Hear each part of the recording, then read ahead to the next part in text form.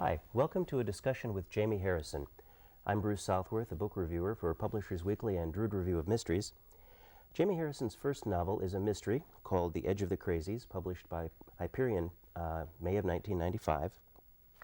Prior to becoming a full-time writer, she had a varied career as a ghostwriter, a cookbook writer, manuscript reader, script reader, but she's also been a contributing editor to New York Times Sports Magazine, to Vanity Fair, and she worked for Rolling Stone for a period of time and was involved in the startup of Us magazine.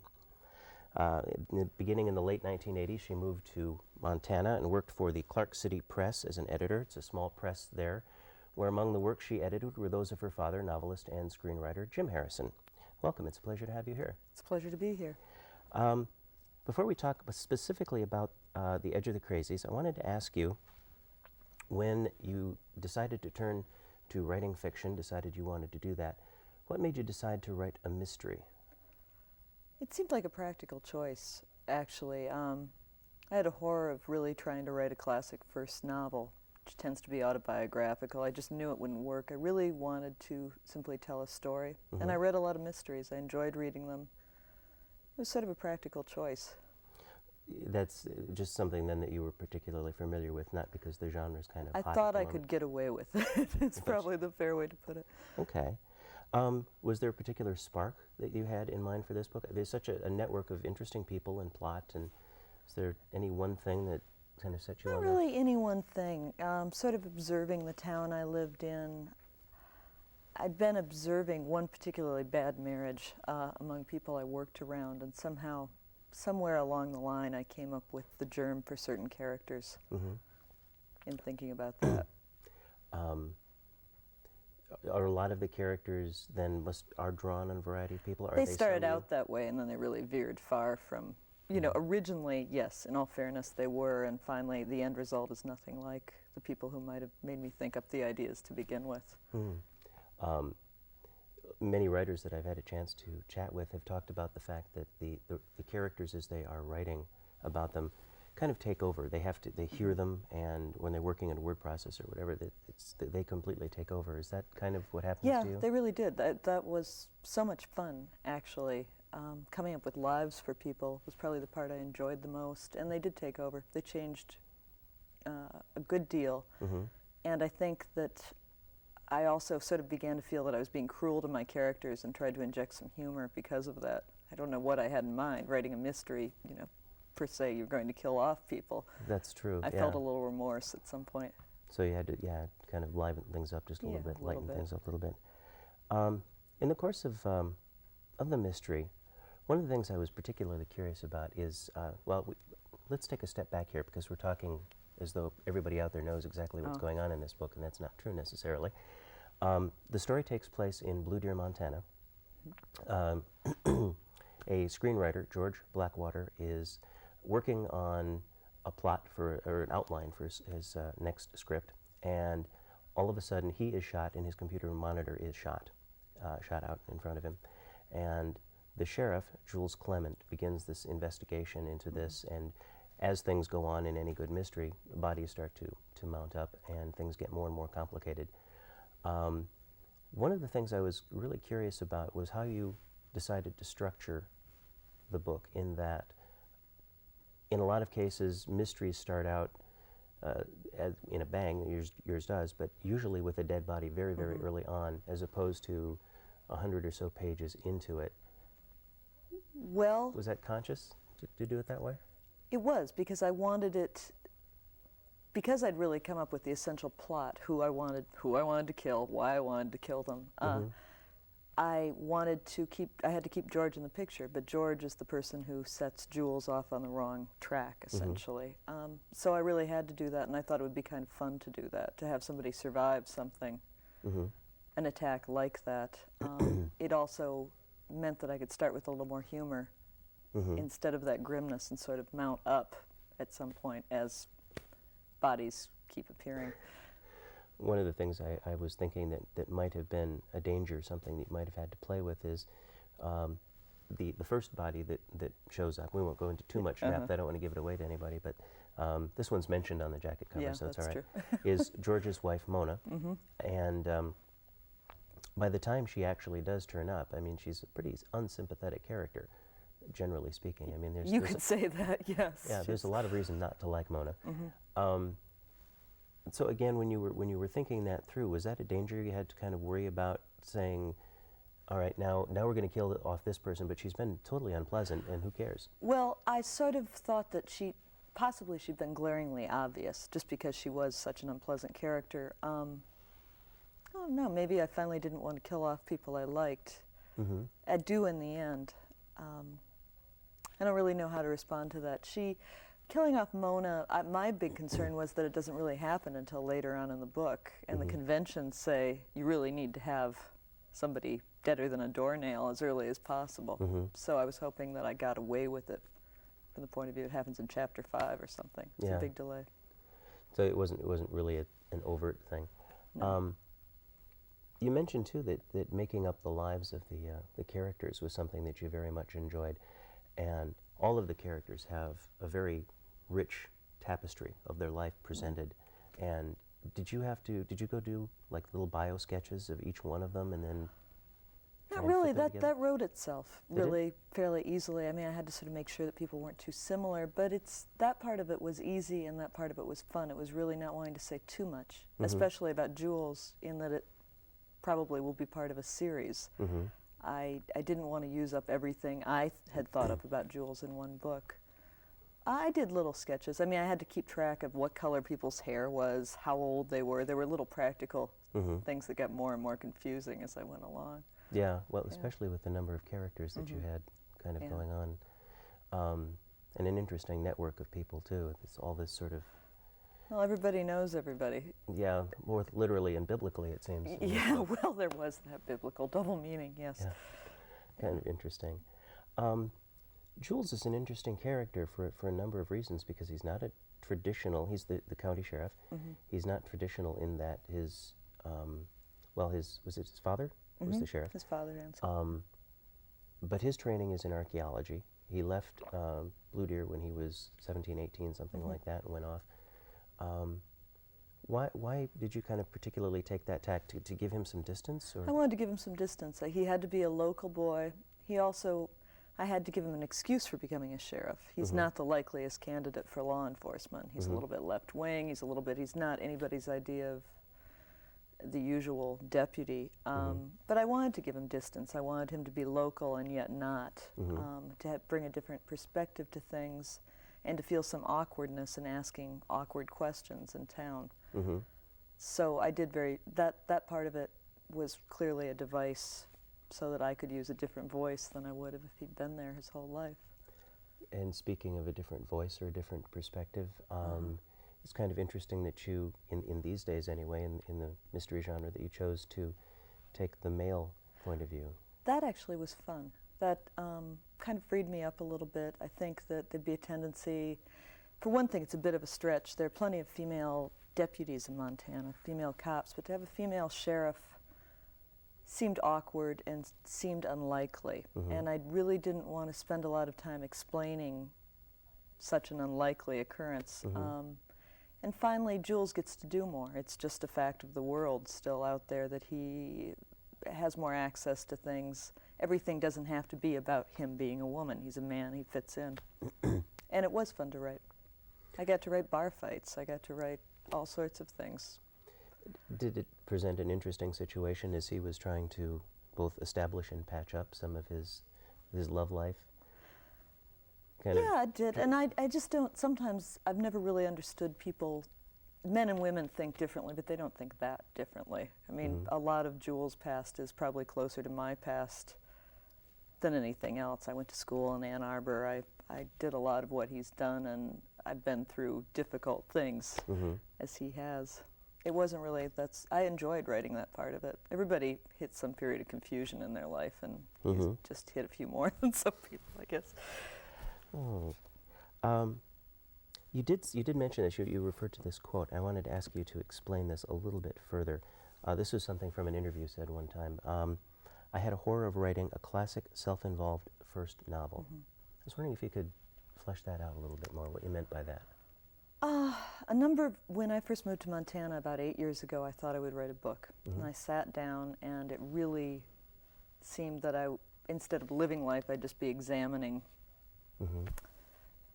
Things tend to be autobiographical. I didn't want to write a book about somebody's parquet floor. I didn't want to write a book about the life of the mind. I didn't want to feel self-pitying. I think that a lot of first novels are very, very self-absorbed, and I wanted to tell a story. And 8 years ago when I tried to write a novel, it simply didn't work. I also, because my father is a novelist, this sort of takes some of the pressure off the competition, frankly. To write a mystery, it's theoretically not serious fiction, and it is more fun. I could relax more while I was writing it. Do you agree with that, out of curiosity? Whether mystery is a... I think you can write very good novels that happen to be mystery. I don't know if I've written one, but I know that I've read wonderful novels that are typed as mysteries. So finally I thought I would write better if I was writing it under the guise of a mystery. One thing I was also kind of curious about is, this may be an odd question, but why you chose to write it and have it come out under Jamie Harrison as opposed to your married name? Because I keep switching back and forth. They're like aliases. Livingston's a small town. I took my married name in part because it's a small town. It's easier. It's your father's name. It's your husband's name. If you grow up with a fairly famous father, there's some relief in sort of being yourself under another name again. When I worked at Clark City Press, I was publishing my father and publishing a lot of writers. It's a very small company. I did everything from taking mail orders to everything else. And 1 out of 5 calls, somebody would say, "Are you Jim Harrison's daughter?" And I love my father, but I finally just got sick of these conversations. I met him in 1980, and it was just so it was easier to be Jamie Potenberg. Just to Yeah, just kind of separate it's yourself. nice to separate myself, and because why not? Finally. But nobody can pronounce it, so I went back to Harrison for this. Well, that's Yeah. probably as good a reason as any. In talking about your father a little bit, I'm curious as to, I'm sure he read the book in manuscript form. Now, you had worked on some of his works when you were editing at Clark City Press. Yeah, I tend to read his manuscripts. Did he kind of have joy at being able to, take He on had one a of your few works? suggestions, and I think he felt some relief when he read it, and he liked it. I felt relief. He felt relief. Everybody felt relief. He had a few suggestions. They were kind of minor. He would say probably that he's not a great critical reader in some ways. He likes to just read to enjoy, and I kind of inherited that. I actually, in some ways, hated editing, because I hate parsing things apart. If you read it, it must work. If you pull And it keep apart, you going. start seeing faults, and you stop enjoying the experience. He had a few minor suggestions. Nothing of Nothing a major really. import? No. Did he give you any particular encouragement or discouragement as you were starting out on the... He did notion? encourage me. Clark City had essentially gone out of business, and writing, he suggested, and I knew was a way to be able to stay home more. I have a 5-year-old son, and be able to stay in a small town with not many job opportunities. In that way, Jules and I were sort of in the same boat. There's really not much to do. Your education really doesn't buy you much. in there a small just town. aren't a lot of not even high-profile, well-paying jobs out there. So this was a way through. Is that kind of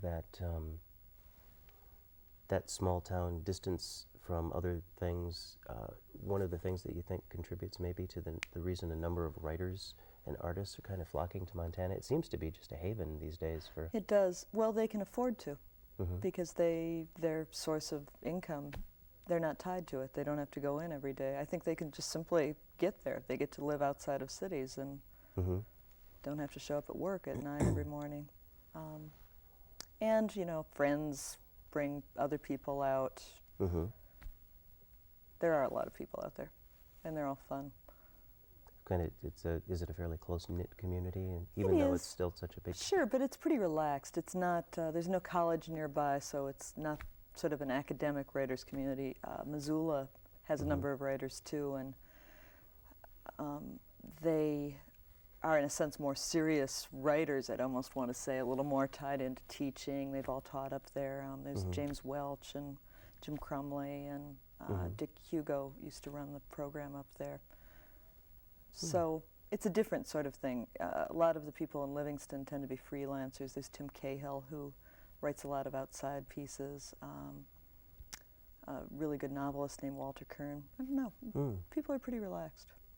Must be a nice, refreshing kind of atmosphere that you don't have to worry about, there's so-and-so on the street or something, too. Yeah, you don't, and there's not a lot of reviewers around. I don't know. People tend to be sort of goofy and relaxed. No, but you know what I mean. I think it's a lot of people when they move from New York. In New York, if you're a writer, you need to go to signings, you need to go to cocktail parties. There's sort of a whole agenda that you kind of do need to follow, and there's not a whole lot of time to write or go fishing or do anything like this, so it's a very relaxed life to live in Livingston. I was shifting gears a little bit again. I was curious when you were an editor, and now you had a manuscript that was being edited by someone. Was that an interesting transition? Yes, it was. I was lucky, though, in that I had an editor who edited, who really, her name's Leslie Wells, and she used to work for a man named Sam Lawrence. She's a very talented editor, and she helped me out a lot. She made a couple of good suggestions, some good line editing. I did a lot of work on a rewrite at her suggestion. I think more than she actually intended, but I'm glad I did it. But initially, when I saw the manuscript come back in the mail covered with little tabs, I thought, this is the revenge of everybody I've edited before. There's people out there who would think this was very funny. This is what it's like, huh? Yeah, this is what it's like. Do you have a number of people that you would take your manuscript to? You know, obviously your father or friends, other writers that like pass it out to 20 or 30 people and say, give me your thoughts. I didn't pass it out to 20 or 30. I think I was too uncomfortable. I felt too awkward about it to do that. But my husband read it, and yeah, a couple of writer friends, a couple of people who'd grown up in the town I lived in, just sort of for authenticity's sake, in a way. If it went by them, a good friend whose family's always lived out there, who's a bartender and also did mail order at Clark City, people like that who were kind of a good judge of whether it read as a local. You've hit that tone just exactly so. I understand that the next book that you're working on is called Going Local. Is that at least the working title? Yeah, it is. Can you give us a little bit of a flavor of what's coming up for Jules Clement in that? Not so much plot-wise, but it's set in the summer, which is currently kind of a berserk season in beautiful southwestern Montana. It gets really crowded. It's rodeo season. We're 60 miles north of Yellowstone Park, so we get a lot of traffic. And there's a lot of wannabe cowboys running around. It's kind of crazy. About 15 years ago, there was actually a riot downtown in the bars after the rodeo was over, with, say, 20 people arrested. So it's kind of morbid behavior like that, possibly not as complicated for Jules personally. Just sort of drunken rowdiness sort of stuff. Kind of, and it has to do, one of the central characters is another native son who went away and came back.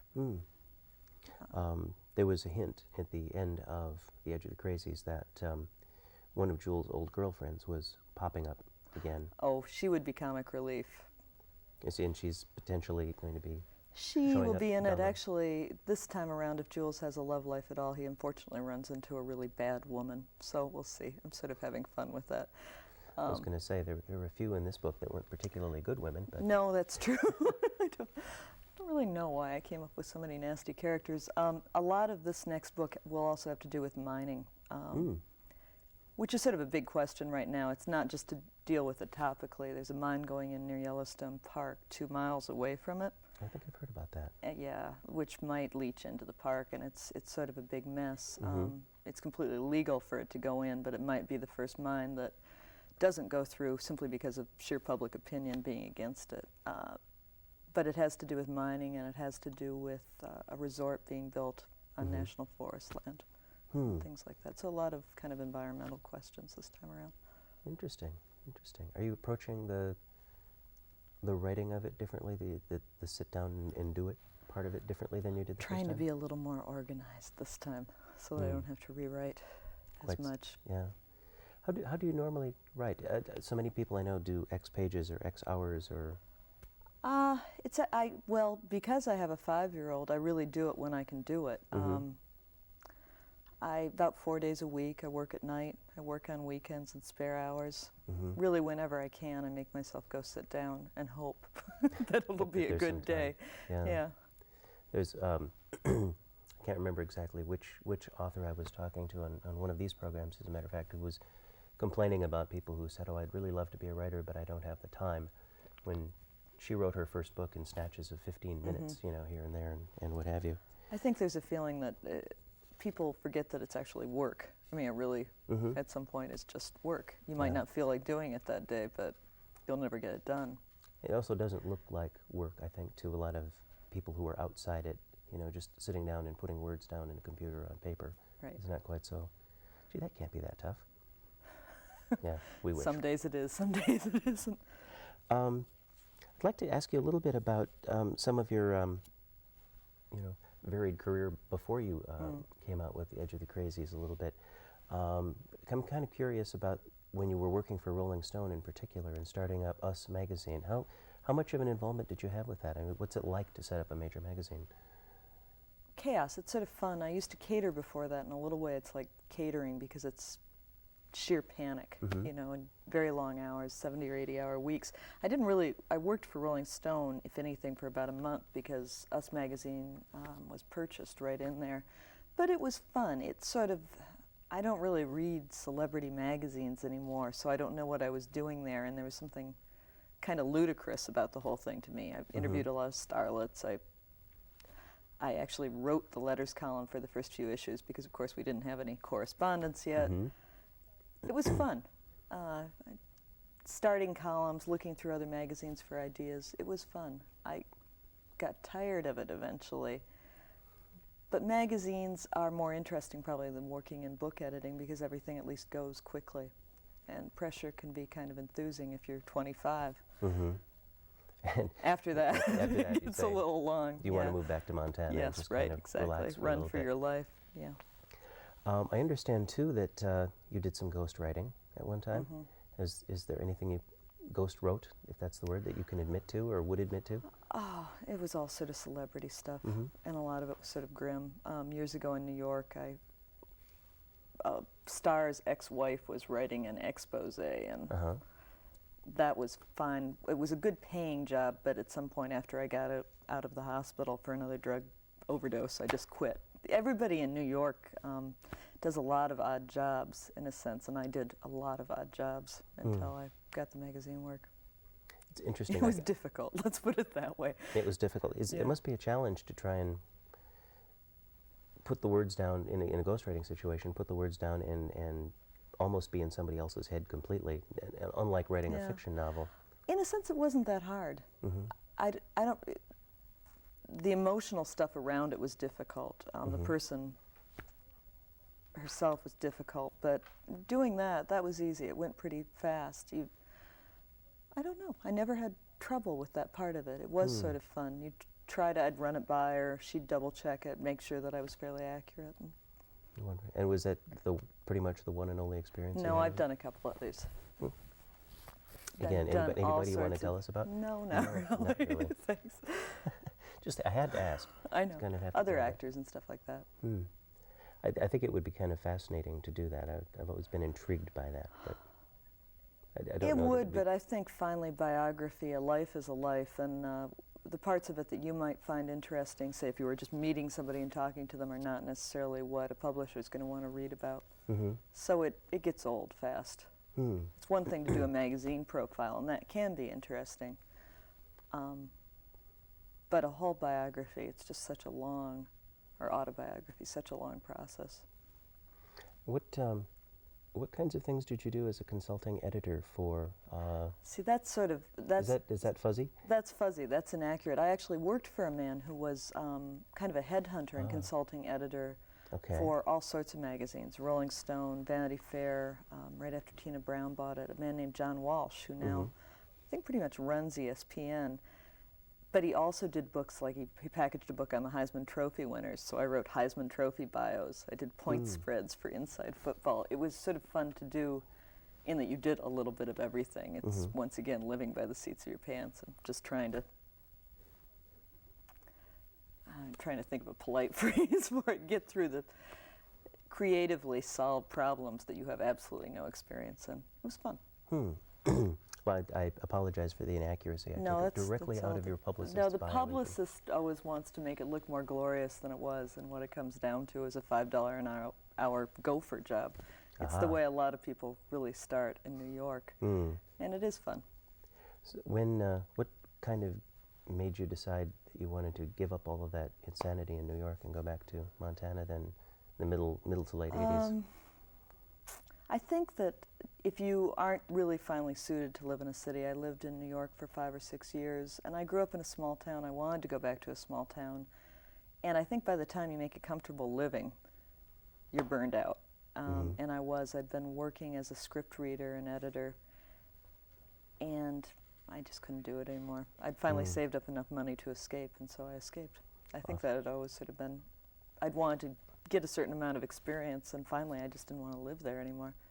I liked Brooklyn. I like New York a lot. I think it's a wonderful city, but I just wasn't suited to stay there.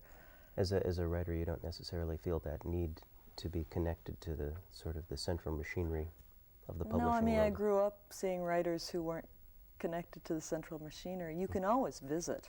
It's certainly easier. You have more money to visit if you live in a place like Livingston.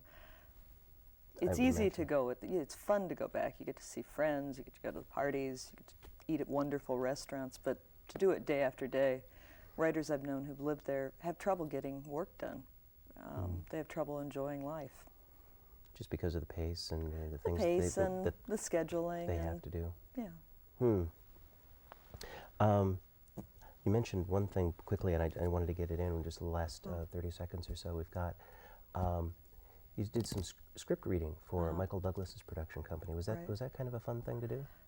Yeah, it was fun. I've read for in short jobs. I did some work for Zoetrope a long time ago, freelance stuff, and I read my father's scripts. I read a lot. It was interesting. It's very slow-paced again. You know, everybody knows that it's the likelihood of a screenplay making it to the screen is very small, and that was frustrating. Yeah, you But it saw was a lot fun. Sure. that didn't get there. Yeah. Well, we've run completely out of time. I don't know where it went so quickly. Jamie Harrison, thank you very much. Thanks. Edge of the Crazies is the book that's just out from Hyperion. Thank you. Thank you. Thanks for having me.